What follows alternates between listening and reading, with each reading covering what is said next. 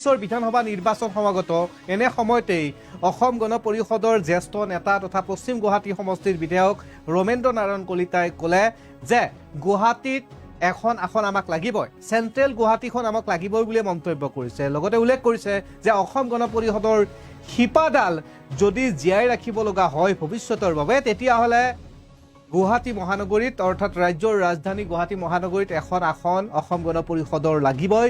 ইয়াৰ উপৰিও মন্তব্য কৰিছে যিহেতুকে অসম গণ পৰিষদৰ মুখ্য কাৰ্যালয় মহানগৰীত আছে, গতিকে মহানগৰীৰ এখন আসন আমাক লাগিবই।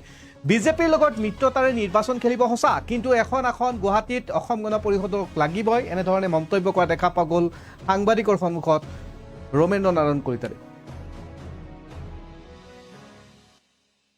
বিজেপিক চেণ্ট্ৰেল গুৱাহাটী বিচাৰিছে, অৰ্থাৎ বিজেপিয়ে চেণ্ট্ৰেল গুৱাহাটী বিচাৰিছে, এতিয়া অসম গণ পৰিষদেও বিচাৰিছে চেণ্ট্ৰেল গুৱাহাটী। কেন্দ্ৰীয় গুৱাহাটীৰ সমষ্টিত নতুন প্ৰজন্মক এৰি দিব বিচাৰিছোঁ, অৰ্থাৎ কিন্তু আমি নিৰ্বাচন মিত্ৰজোঁটেৰে খেলিম, অসম গণ পৰিষদে চেণ্ট্ৰেল গুৱাহাটীত প্ৰজন্মৰ এজন প্ৰতিনিধি বিচাৰিছে। এই মন্তব্য ৰমেন্দ্ৰ নাৰায়ণ কলিতাৰ। গুৱাহাটী কেন্দ্ৰীয় গুৱাহাটীখন আমাক লাগিবই, অৰ্থাৎ চেণ্ট্ৰেল গুৱাহাটীখন তেখেতে বিচাৰিছে। পৌৰ নিগম এলেকাত আমাৰ সন্মানৰ কথা আছে, অসম গণ পৰিষদৰ সন্মানৰ কথা জড়িত হৈ আছে বুলি কৰে। লগতে উল্লেখ কৰিছে যদিহে আমি শিপাডাল ধৰি ৰাখিব লগা হয় তেতিয়াহ'লে অসম গণ পৰিষদে মহানগৰীত এখন আসন দিব লাগিব। কেন্দ্ৰীয় গুৱাহাটীৰ সমষ্টিত নতুন প্ৰজন্মক এৰি দিয়াটো বিচাৰিছোঁ। আমাৰ হাতত মন্তব্য আছে, আমি মন্তব্য শুনাম।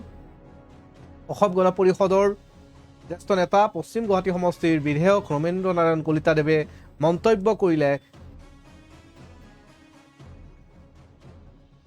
উল্লেখ কৰিছে যে অসম গণ পৰিষদৰ শিপাডাল মজবুত কৰিবলৈ, শিপা জীয়াই ৰাখিবলৈ হ'লে গুৱাহাটীত আমাক এখন আসন লাগিবই। শুনক মন্তব্য।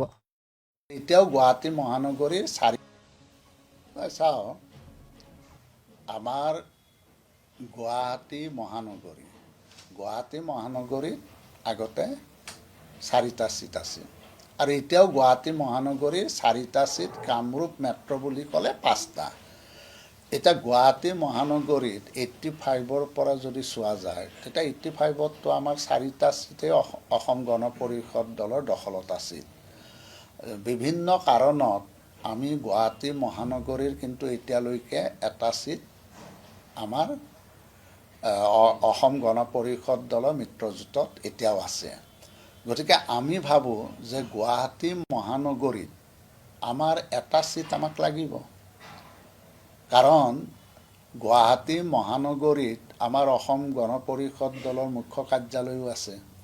আৰু দ্বিতীয়তে যদি মহানগৰীত যদি দলৰ এটা ছিট নাথাকে তেতিয়া দলৰ শিপাডাল থাকিব নেকি?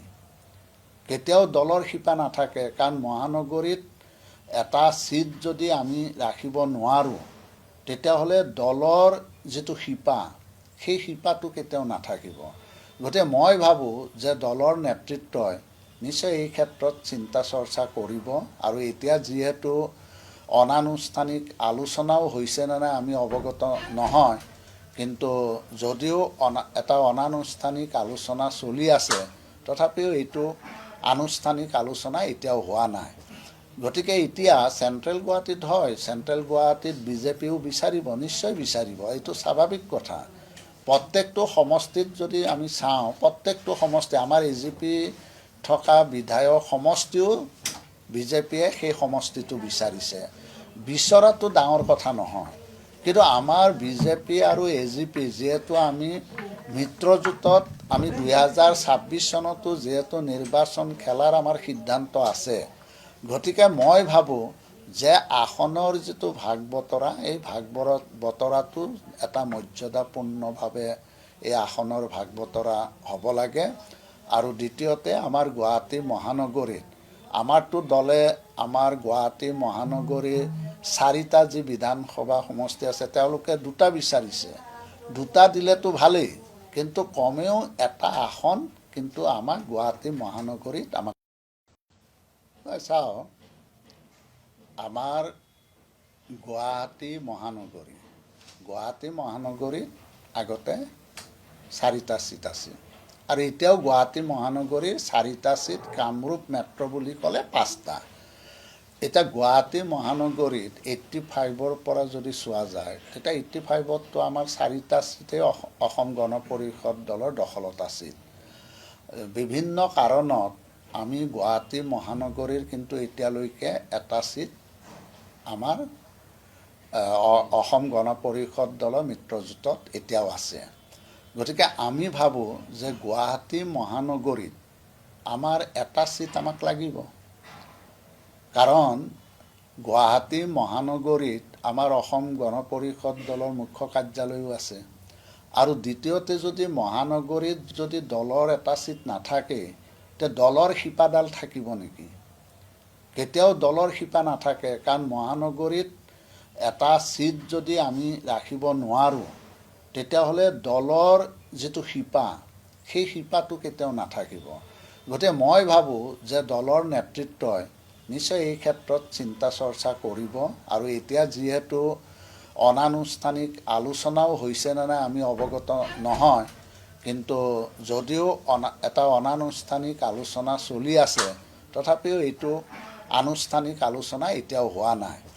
গতিকে এতিয়া চেণ্ট্ৰেল গুৱাহাটীত হয়, চেণ্ট্ৰেল গুৱাহাটীত বিজেপিও বিচাৰিব, নিশ্চয় বিচাৰিব, এইটো স্বাভাৱিক কথা। প্ৰত্যেকটো সমষ্টিত যদি আমি চাওঁ, প্ৰত্যেকটো সমষ্টি আমাৰ AGP থকা বিধায়ক সমষ্টিও বিজেপিয়ে সেই সমষ্টিটো বিচাৰিছে। বিচৰাটো ডাঙৰ কথা নহয়, কিন্তু আমাৰ বিজেপি আৰু AGP যিহেতু আমি মিত্ৰজোঁটত আমি 2026 চনতো যিহেতু নিৰ্বাচন খেলাৰ আমাৰ সিদ্ধান্ত আছে, গতিকে মই ভাবোঁ যে আসনৰ যিটো ভাগ বতৰা, এই ভাগ বতৰাটো এটা মৰ্যাদাপূৰ্ণভাৱে এই আসনৰ ভাগ বতৰা হ'ব লাগে। আৰু দ্বিতীয়তে আমাৰ গুৱাহাটী মহানগৰীত আমাৰতো দলে আমাৰ গুৱাহাটী মহানগৰীৰ 4টা যি বিধানসভা সমষ্টি আছে, তেওঁলোকে 2টা বিচাৰিছে। 2টা দিলেতো ভালেই, কিন্তু কমেও এটা আসন কিন্তু আমাক গুৱাহাটী মহানগৰীত আমাক লাগিব।